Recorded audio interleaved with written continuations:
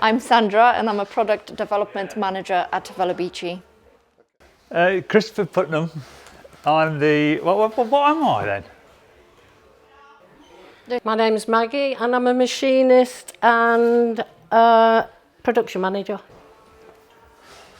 I'm Chris Putnam. I'm the founder of Velobici and creative director.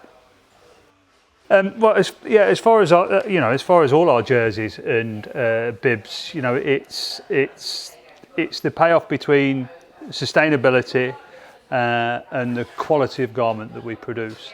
We sit together and I CAD everything up on Photoshop with the embroideries and everything, so we can see a finished jersey on screen.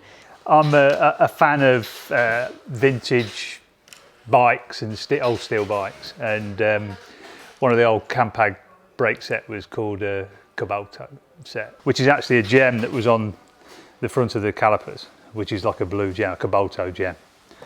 And that's basically where it came from. My input was the fabric. Embroideries, we kind of didn't know what to go with, and it was actually our embroiderer that suggested the silver, and that's how we ended up with Cobalto. So it's pretty much everybody that's involved always has a little input. With the Cobalto, it's what we call a waffle, this stitch, so it actually gives it a stretch feel 4 ways. But it's actually a jacquard, so it's done in the knitting process. So it's knitted and it creates the jacquard, which creates a lot of the stretch. The Cobalto is made of a yarn called Breeze, and this yarn has an additive added that makes the yarn feel cool. And it's an additive that doesn't wash off. So however many times you ever wash the jersey, that property will always stay with the jersey. And again, it's the same with the gilets and the jackets that we produce. They're all built and made to work, as far as if you're riding your bike and we all know about layers and whatever else, and it's the same as the base layers that we produce. The base layers are, again, same fibre, they're very, very lightweight, very stretchy, and again, it creates that barrier. So you sweat comes out and it creates that barrier, so you get back in and it dries very quickly. So everything that we produce from the layers, from the base layer you put on to maybe the jacket you put on over your jersey, they're made to perform. Velobici garments are all made in the UK. We get our yarns from Israel, and that is the only long journey that this jersey makes up until it gets to the customer. So the yarn gets here to UK. We knit our fabrics locally. They are also dyed locally. The fabric arrives with us and it's cut in-house and it's made in-house. So the garment is fully made in the UK. It's a performance nylon fabric that moisture wicks, dries extremely quickly, it's odour resistant, it's UV protective. The whole thing with the garment is, it's the best it can be. Firstly, depending on which fabric it is, because the fabric changes quite often, so we have to get used to the texture and the stretch and the feel. It can be quite difficult to get to that stage.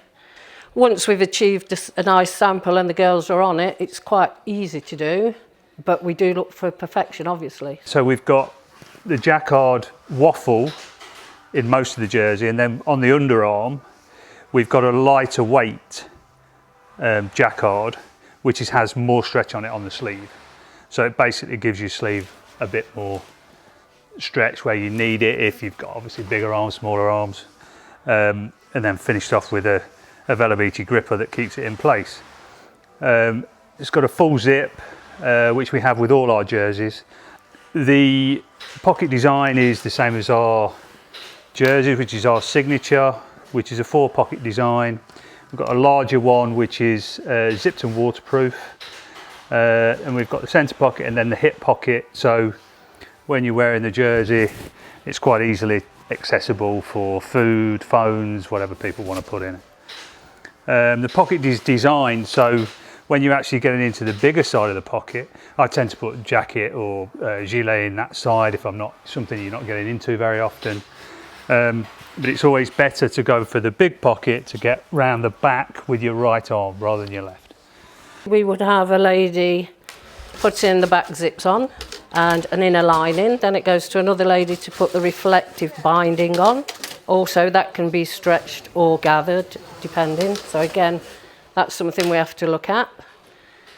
Then the next operation would be overlocking the seams together, which has to be a certain width so that we get a nice top stitching. So I like it a certain width. So once we've achieved that, it's overlocked together, it's top stitched. And then the next part that's a bit of a challenge is putting the reflective and the gripper on the bottom. Your fingers stick to the silicone, and so you've got to sort of push the silicone through and stretch the reflective. Yeah, it's challenging, but it's achievable, and we've got a nice standard now on that. And then the next bit is obviously getting your zip to fit nicely and align all your seams up. For a beginner, it's difficult. For an experienced machinist, it's challenging, but once you've got it, yeah, it's quite easy once you've achieved it, but it's getting to the standard we require from a machinist to be able to do that. And not everybody can do it, but yeah, we've got quite a good team trained up now, so yeah. I've got a great team of people around me that do exactly the same thing. You know, we get up, we go to work, and we love what we do. And, you know, every day is a new challenge, and a challenge that we're all up for, and a challenge that we all enjoy. I think that's the biggest thing. That gives you the buzz. That gives you the buzz to carry on.